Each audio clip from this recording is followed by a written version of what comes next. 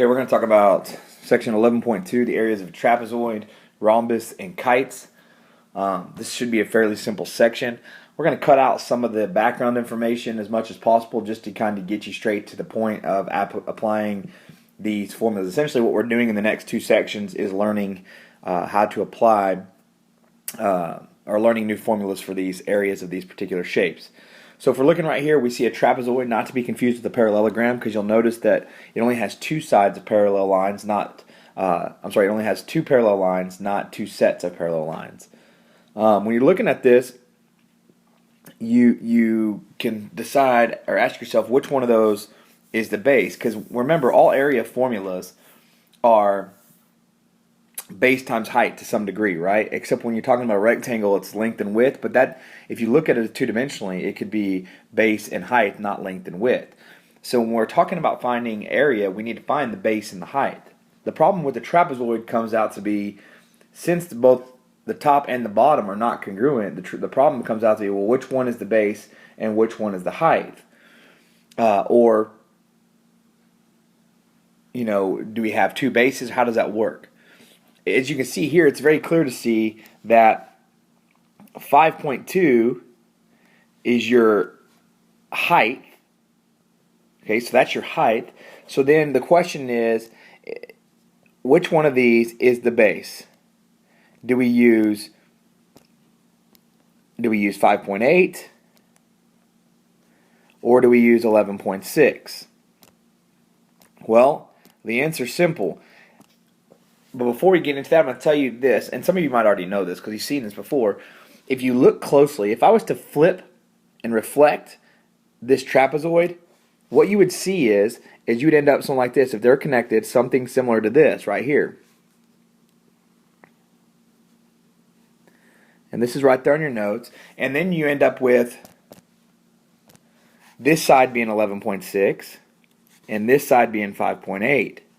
And so what happens is you end up with a parallelogram there, which is more like a rectangle. And now you can see that if I added these two numbers together and I added these two numbers together, then I would end up with the same number and they would be congruent. So in order to find the difference or kind of split the difference, what we do then is we have created a formula for a trapezoid that is 1/2. So the area of a trapezoid is equal to 1/2 base plus base times the height. Okay, I also use this is the formula I use. I use the formula of area is equal to base 1 plus base 2, it's the same thing, times the height divided by 2. So that would be the area of a trapezoid. Again, one of the key parts of this chapter is memorizing these formulas because you will not be afforded a formula chart for your quizzes or tests. Alright, so if I was going to go ahead and solve this area formula, the area of a trapezoid, I would end up with area equals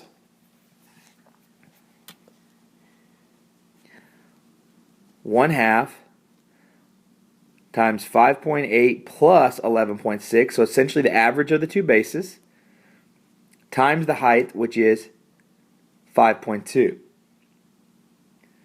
So then I'm going to end up with, as I simplify this down, 1/2 times 17.4 times 5.2. I continue to simplify that down. I end up with 1/2 times 90.48, and then half of 90.48, the area now is going to equal 45.24, not 2524.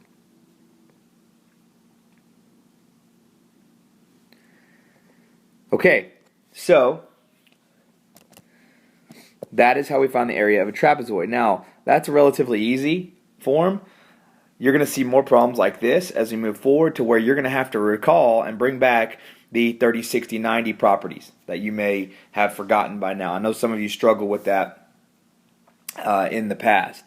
But if you're looking at this trapezoid here, and if we still follow one of the two formulas of area equals, and I'm going to use the one that I like to use, area equals base 1 plus base 2 times the height divided by 2. If we follow that form, let's start to identify our variables that we don't know, what we can plug into the formula. Well, first we see a base, one of the bases is 18 and the other base is 10, so we can plug that in. We can do 18 plus 10. Now the question is height. What is the height? Okay, well, if you notice here, you have a triangle, right, that's being formed by the height of the trapezoid, and this is a 30, 60, 90 triangle. So if you remember your properties of 30, 60, 90, you end up with, now if you remember your properties of 30, 60, 90, you remember that across from the 30 is A, across from the 60 is A square roots of 3, and across from the 90 is 2A. So here, across from the 90, we have 8 square roots of 3 is equal to 2A. We want to get this over here, which is across from the 60, so we want to get A square roots of 3. So we need to figure out what this is in order to solve. So we need to solve for A. So in order to solve for A, we're going to divide both sides by 2, and we end up with 4 square roots of 3 is equal to A. So this side here is 4 square roots of 3. So if we go ahead and plug that in now, 4 square roots of 3 is equal to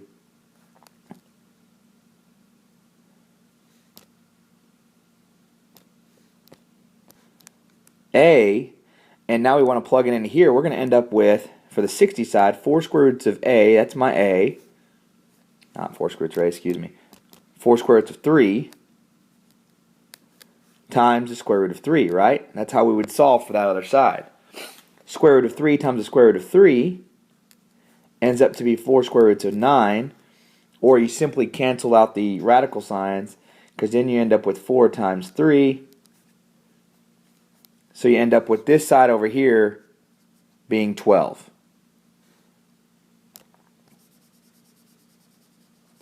So now we had to use the properties of the right triangle, or the special right triangles 30, 60, 90, in order to find the height, which is 12. And now we can just go ahead and plug in to our formula. And so now we can go ahead and put this 12 here and solve. So then we have 18 plus 10 is 28 times 12 divided by 2. A is equal to 168. And here, let me show you something really quick. You could reduce right here. You could say, okay, I can reduce right there, 28 times 6. Okay, or you can reduce right here and say, okay, 14 times 12. Or you can just plug it all into your calculator however you want to, and you end up with 168. And that's the area. All right, let's move on. All right, so let's talk about rhombus for a second.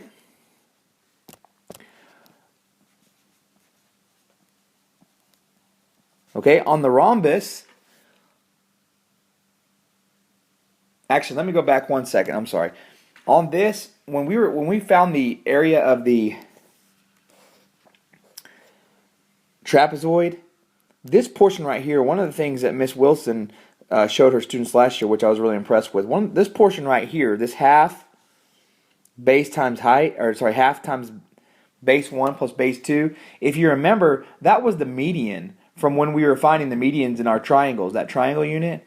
And that's important to know, because there's always a possibility that you'll take an aptitude test or some kind of test that will require you, that they'll throw something out there and say, hey, you have the median, now find the area. Well, if you have the median, you just take the median and multiply it by the height, and that would find the area of your trapezoid. I know it's kind of complicated and a little more advanced, but I did want to point that out to you just in case you take like the SAT or the ACT and that shows up on there. All right, so going back to rhombus, when we're talking about a rhombus, A rhombus is another quadrilateral. And if you manipulate a rhombus just right, you're going to end up finding out that it can be manipulated into a rectangle.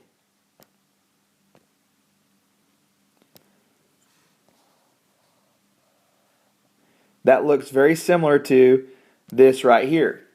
And so if it's manipulated into a rectangle, then you know it's going to have a similar properties, and we're still looking for kind of a height and a base and a height kind of composition. And so if you manipulate a rhombus, this is what you get, this kind of rectangle. Likewise, if you manipulate a kite, it's going to look similar. These are your kite. So if you manipulate a kite, it's going to look like this as well. And I'm not going to go into the major detail of why and proving why the formula works and all that. If you want to, we can talk about it later. You're more than welcome to watch some of the Chapter 11 resources that are on Blackboard. But ultimately, what you need to remember from this unit now, with dealing with rhombus and kite, is that the area is equal to 1/2 diagonal 1 times diagonal 2. So 1/2 times diagonal 1, so this is a diagonal here, times diagonal 2. So here's another diagonal there. Okay? If you go back to the rhombus, 1/2, again, same formula. Area is equal to 1/2 diagonal 1 times diagonal 2. Here's diagonal 1. Here's diagonal 2. Okay? And again, the reason we do it that way is the same reason that has to do with the fact that it can be manipulated into a rectangle in order to solve for the area. All right, and as always, if you have any questions, please feel free to let me know. We're not going to go into any examples on this one because it's pretty cut and dry. You just apply the formula and you're good. I wanted to give you an example of the trapezoid because we ended up using a 30, 60, 90 special right triangle, and that's why we did that. So I'm not going to go any further with these, but I will I'm going to tell you right now, you're going to need to memorize these formulas. All right, so let's go ahead and just go into 11.2. We're going to stay on this video, and we're going to do 11.2 right from here. And it's just a little bit more, about 4 or 5 more minutes. All right, so we're jumping right into 11.3. So I just made one video for 11.2 and 3. 11.3 is pretty simple. Some of you have already might actually remember this concept from before. But basically, we're dealing with perimeter and area of similar figures. So right here, you have a trapezoid, ACED or CADE, however you want to look at it. And then you have its new figure P1 here. Now, when we're dealing with this, let's say the perimeter is 19.1. So if the perimeter of the original figure, so P1, that's the original figure, is equal to 19.1, and the perimeter of the new figure, or P1 prime, is 28.6. What can you tell me about the ratio? Okay, what can you tell me about the ratio? Well, if I take the new 28.6 and put it over the old 19.1, that's the way we compare. Then you're going to end up realizing that the perimeter is 3/2. Okay, so let's put a pin in that for just a second. And we'll move it right over here. So this is our perimeter. I'm going to get rid of this work here so we can work with the area for just a second. So here's our perimeter ratio. Now, what if I told you that the area of P1 is equal to 21.266 and the area of P1 prime, or the new figure, is 47.848. Well, hopefully, based on what we just did with the perimeter of the other one, you'll figure out the area. Let's just set up the same way. So let's put the new area on top. So 47.848 over the old area, which is 21.266.